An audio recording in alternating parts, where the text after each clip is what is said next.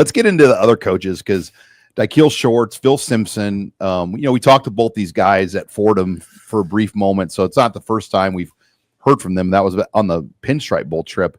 But I thought Shorts' comments, Robin, were very interesting just about the lack of production they return. There's a lot of talent, a lot of potential, but you take away Dane Key and Ja'Cory Barney to an extent, there really is not a lot of big-time production, but I would say Isaiah Hunter. Isaiah Hunter had 40 catches. I mean, he led Cal in receiving. Catches, yeah. Yeah, I mean, I think he made it clear that he really likes the room and the potential of it, but they just need a lot of young guys to step up and emerge. And that goes beyond their play on the practice field. I thought what was also telling, he said that he's still trying to figure out the leadership because they don't have a vocal leader in that room. Dane Key's probably the best lead by example guy, but he's not a strong voice that's going to go out there and command the young guys and get them into shape. And so that's kind of going to be one of the big tasks of this offseason is figuring out your leadership kind of totem pole there. Because you need guys that aren't just going out there and doing their own thing. With as many young players as they need to step up, somebody's got to set the tone and bring those other guys along. And that can be Key. It could be Barney. I mean, the fact that he's already kind of established himself as one of the faces of the offense, even though he's a young guy, I think they have players that are capable of doing that, but it just hasn't happened yet. And that's got to be a critical piece of the offseason. What do you say about Hardly Gilmore? Well, I asked that question to him because he got Hardly Gilmore when he was 16 years old a year ago. Hardly Gilmore just turned 18. Okay. So think about that. He's going into his second year of college football. That's crazy. And he just hit 18. Young. Where, I mean, you kind of put this in perspective. Tyson Terry, who just won, is 19 already, and he'll be 20, by next season. Tyson Terry's 19 years old? So Cade Raiola and Tyson Terry, the two Husker recruits for football and wrestling, they did like 8th grade twice during the COVID era, so it didn't affect their high school wrestling careers. Interesting. So they were like 19-year-old seniors this year. If I say interesting one more time, find me $20, okay? 100. Yeah, I could say 100, 100, hundo, but interesting's got to go. Okay. $20 to piggyback off what he said. Yeah, interesting. Hardly. Do they have enough depth in that room? I mean, on paper. Look, I think so. You have Ja'Cory Barney. You have Dane Key, Isaiah Hunter, Bonner, Demetrius Bell's coming back. Okay, up that helps. Got Cortez Hunter, Mills, Gilmore, Quinn Clark, Keelan Smith. Oh yeah, you got enough. And then the young guys like Cortez Mills, Mosey. Yeah, Mosey's here. Cortez Mills is here. Jackson Carpenter's here. So 3 of the 4 true freshmen are here. And then Jeremiah Jones, who I'm as intrigued with. He's the number 1 player in Kentucky. Yep.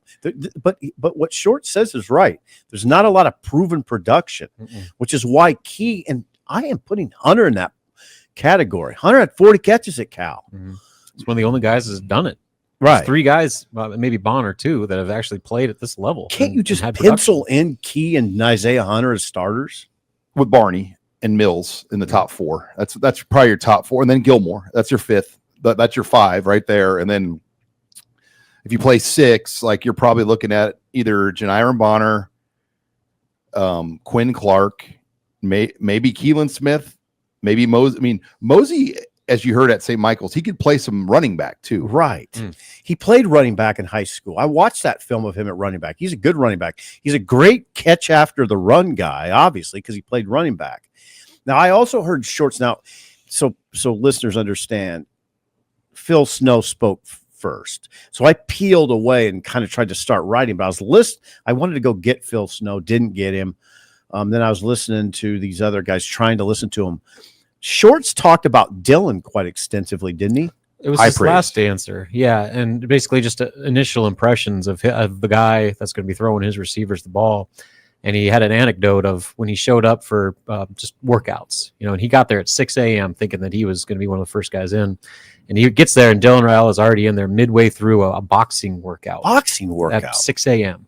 And so like that, I think, caught his attention. It's like, well, this may be a young guy who has this kind of celebrity about him, but he works. And I think that's the separator with Dylan. Is like you see all the stuff in social media and all the appearance at basketball games and all that stuff. Like he's doing all that, but he's also grinding as hard as anybody else on the team. And that comment from Shorts, I think, was telling that, what you don't see after all the social media stuff is just what Dylan Raiola is doing to make himself better. And again, a year ago, Dylan really couldn't do this. Like, he was new.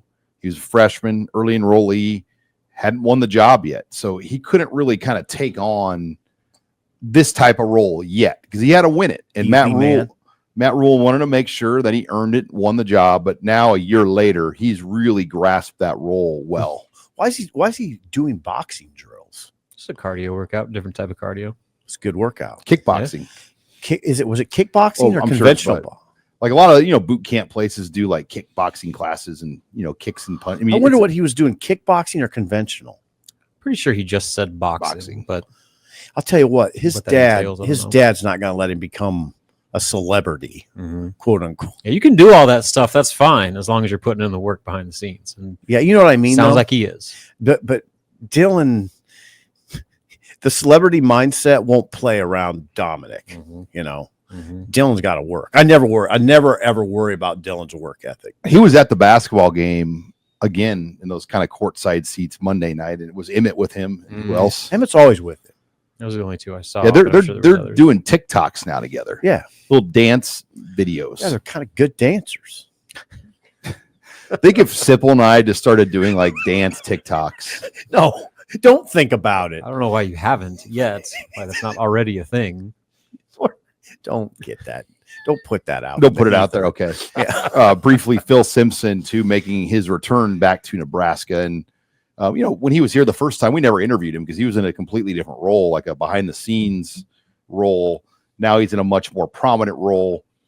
He's got the tough job ahead of him to find production, or Robin, in terms of the lack of sacks that this defense returns. Yeah. And that was one of the things he said. He said, we're going to, have all these different, or try to have a commonality of what we did defensively. But one thing that we're going to do, or our identity is going to be about getting after the quarterback. So that is clearly a priority. And a big part of that is Deshaun McCullough, who is working in Simpson's room right now. He's a versatile guy that will probably working off the edge a lot, but now he said the most critical thing for McCullough right now is just the reps and seeing what he can do, what he can't do, where he thrives, and the different things that he's capable of taking on, because they want to use him in a lot of different ways. And I think right now is just seeing how wide that net can be for what he can handle, because that's the name of his game right now. They got some guys, don't they? Because McGahee can really play. He's a Maverick Newton in that room too. Shavers can really play. They have some explosive athletes on that side of the ball. I wish they had a few more of them. But I've heard good things on Marquise Watson Trent.